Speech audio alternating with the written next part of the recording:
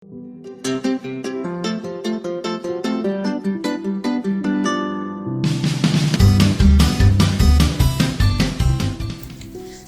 Number 4, જેની રકમ છે કે ઠંડા પીણા બનાવતી એક ફેક્ટરીમાં એક યંત્ર 6 કલાકમાં 840 બોટલ ભરે છે.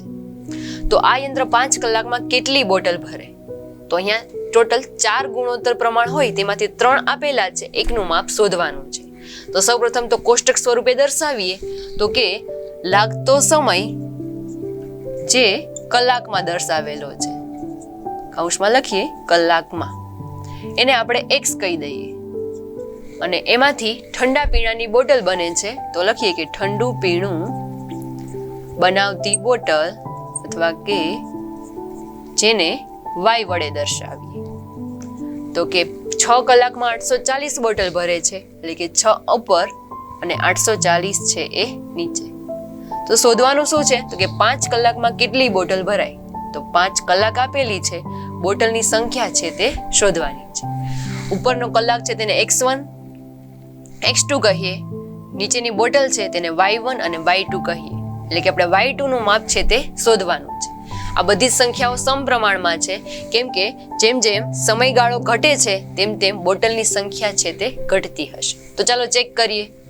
તો લખીએ કે અહીં x1 બરાબર 6, x2 બરાબર 5, y1 બરાબર 840 અને y2 એની કિંમત શોધવાની છે. તો ગુણોત્તર પ્રમાણ કઈ રીતે લખાય? x1 ના છેદમાં y1 બરાબર x2 ના છેદમાં y2.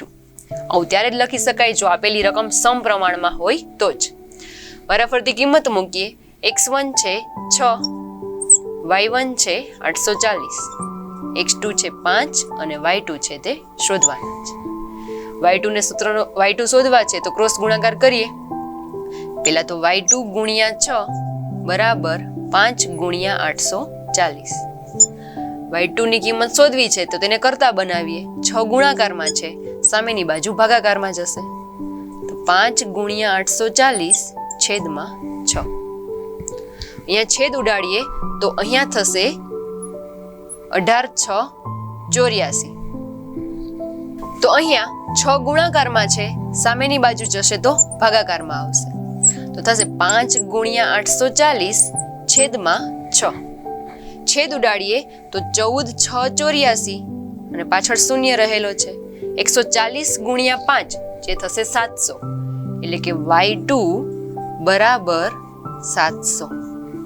તો આપણો જવાબ થશે કે તેથી આ સાધન 5 કલાકમાં 700 બોટલ ઠંડા પીણાની ભરશે. આ થશે આપણો જવાબ.